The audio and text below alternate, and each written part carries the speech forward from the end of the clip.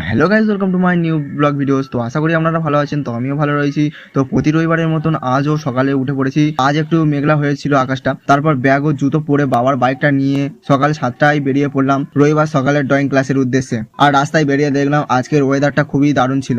তার উপরে আমি যাচ্ছিলাম গাছেদের মাঝখান দিয়ে, কি যে সুন্দর লাগছিল বলে বোঝাতে পারবো না। আর গাইজ, বাবার বাইক নিয়ে যেতে যেতে রাস্তার মাঝখানে বাইকটা খারাপ হয়ে গেল। বাইকের পিছনে সব বল পড়ে গিয়েছে, তাই চাকাটা নড়ছে, একদম চালানো যাচ্ছিল না। রাস্তার মাঝখানে এসে আমি একই বিপদে পড়লাম। এখন যাচ্ছি গ্যারেজের খোঁজে।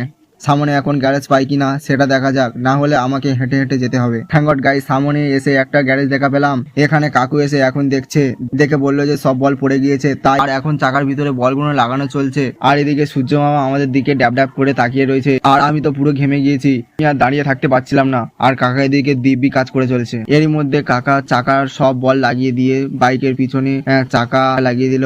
বাইকটাকে সেরে নিয়ে ফিরে বেরিয়ে পড়লাম, কিন্তু সেভাবে সারা হলো না। এখনো স্যাট স্যাট করে আওয়াজ হচ্ছে। আপাতত চালানোর মতন সারিয়ে চালিয়ে যাচ্ছি। আমি যাচ্ছিলাম আজ ড্রয়িং ক্লাস করাতে। সেই ক্লাসটা ছিল 7:30 থেকে, কিন্তু এখন বাজে 8:10। তো এখন লেট হয়ে গিয়েছে।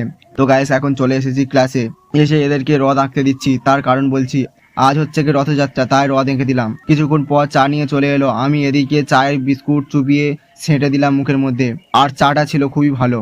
তারপর ড্রয়িং ক্লাস শেষ করে দাদার আসলো সত্যিকারের রয়্যাল ফিল্ড বাইক চেপে বাজারের মধ্যে দিয়ে বেরিয়ে পড়লাম রায়দিঘির উদ্দেশ্যে। আর আমি যে সত্যিকারে আজ রয়্যাল ফিল্ড বাইকে বসবো তা আমি ভাবতে পারিনি, কারণ আমি আজ পর্যন্ত কোনোদিন এই বাইকে বসিনি। আমার এই বাইকের মধ্যে সব থেকে পছন্দের বাইক ও ভালোবাসার একটা জিনিস। এরপর রায়দিঘিতে চলে এলাম, কিন্তু রাস্তায় ছিল প্রচুর জ্যাম কাটিয়ে চলে এলাম। এসে দেখলাম রাস্তায় রথ সাজানো হচ্ছে, আর আমি এই ব্যানারটা নিয়ে দাঁড়িয়ে রয়েছি এই বড় বাড়িতে। এখন আমি যাচ্ছি। একটু এগিয়ে এসে দেখলাম এখানে দেয়ালে মহাভারতের অর্জুন ও রথের সারথী কৃষ্ণের রথের দৃশ্য রয়েছে। আর তার পাশে রয়েছে একটা বিশাল বড় মন্দির, যেটা ছিল খুব দারুণ ও সুসজ্জিত। এখন আমি এই ঘরের মধ্যে এলাম, কারণ আজ থেকে এখানে অ্যাবাকাসের ক্লাস স্টার্ট হবে। ঘরের ভিতরটা ছিল খুবই সুন্দর, একদম বড় লোক। ঘরের বাইরে ছিল একটা দোলনা, যেটা বাচ্চারা চড়ছে। আর এদিকে এটা কি ছিল ভাই? राम कृष्ण जगन्नाथ प्रेमानंदे ये क्या हुआ? আর এই বাড়িটা বেশ বড় ছিল, সবকিছু সাজানো গোছানো। রথ প্রায় সাজানোর শেষে মুখে, সেটাকে দেখে বাড়ির উদ্দেশ্যে বেরিয়ে পড়লাম। তো গাইস, তোমাদেরকে এই হলুদ জিনিসটার বিষয়ে কিছু বলা হয়নি। এখন আমি এর বিষয়ে কিছু কথা বলি। এটা হলো মাস্টার অ্যাবাকাস। অ্যাবাকাসটা হলো এমন একটি জিনিস যার মাধ্যমে বাচ্চারা মুখে মুখে গণিতে যে কোনো রকমের অঙ্ক করতে পারে। তাই এখনকার বাচ্চাদের এই অ্যাবাকাসটা শেখা খুবই প্রয়োজন, যার মাধ্যমে যে কোনো বড় বড় চাকরির পরীক্ষা।